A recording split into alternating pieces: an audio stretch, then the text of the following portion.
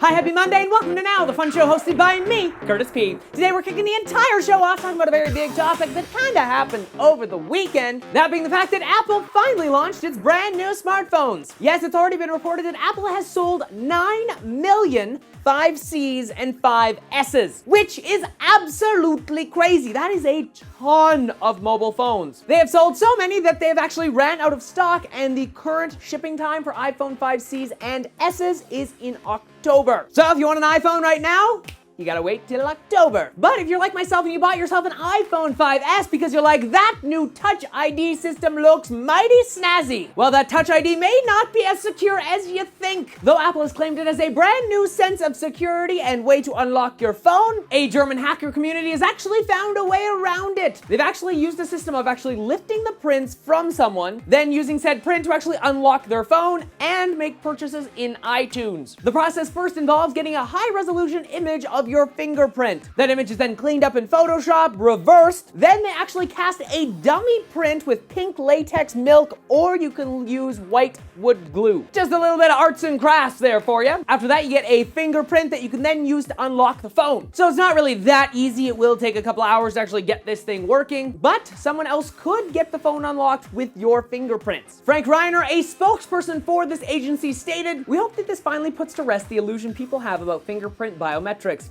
It is plain stupid to use something that you can't change, that you leave everywhere every day as a security token. The public should no longer be fooled by the biometrics industry and their false security claims.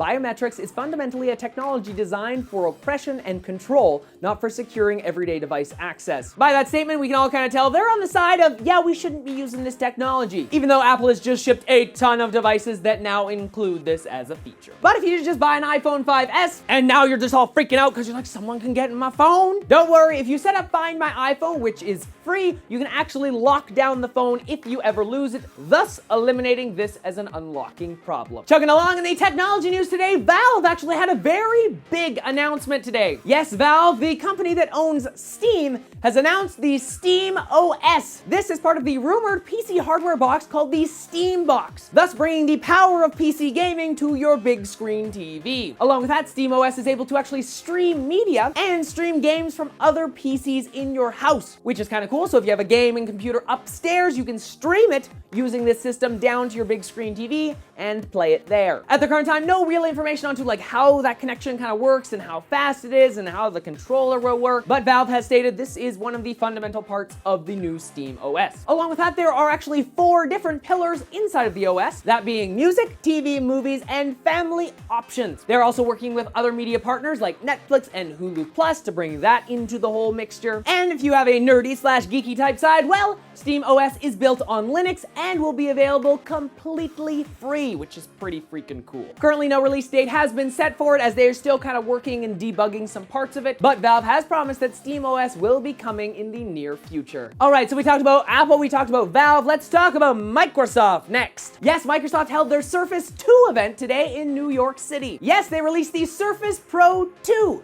Even though the Surface 1 was a $900 million fail for Microsoft. So they thought, hey, maybe it'll be better this time around. Maybe it'll only be like a $500 million fail. Which is just like, why, Microsoft? Why? According to Microsoft, the Surface Pro 2 is targeted at professionals who want the full power of a laptop in a tablet-style device. Because that's what a lot of people frickin' want. I don't really know if there's a market for that, Microsoft. Like, just make a tablet. Like, Apple seems to be doing fine with theirs. Anyway, the Surface Pro 2 comes with a brand new kickstand that has an adjustable angle so that, you know, you can kickstand at 45 or at like 90, which apparently is pretty good. I don't know. The one thing about the Surface Pro 2 that I am kind of jealous of as an iPad owner is the 75% better battery life. The Surface traditionally had a pretty good battery life, but 75% more? That is crazy. So congrats to Microsoft on like jamming that inside of this thing. And the Surface 2 actually has a better screen. It's the cheaper model. The Surface 2 starts at $499, the same price as an iPad, and the Surface Pro 2 comes in at a whopping $899. Putting that in perspective here, you could easily get a nice Windows laptop for that price, or if you want to spend $100 more for $999, you can just get a MacBook Air, which I'm sorry to say, but it's probably more useful than your Surface. And rounding off our day of news, I thought let's throw something fun in here. How about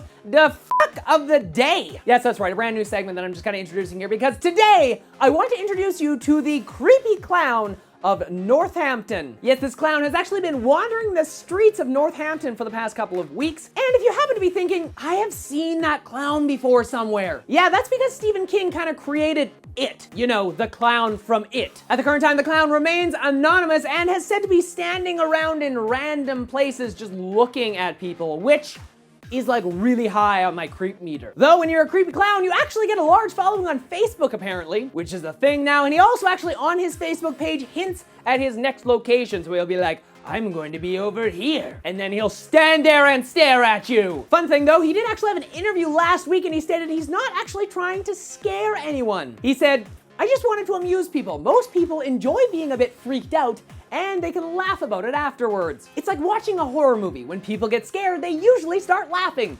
Naturally, some people would have been extremely frightened by what they saw, but I hope many are starting to see it's a bit of harmless fun. Yes, just a creepy clown just outside staring at me. I don't want that.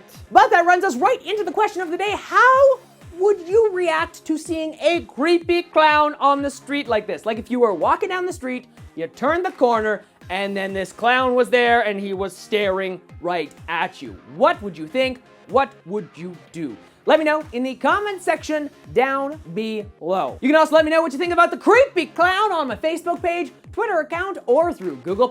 Links to all that and the other articles I talked about in today's episode in the description down below. There are a bunch of links down there. Go and check them all out. Of course, if you enjoyed today's show, why not hit that like button, subscribe, and maybe even share the show with your friends.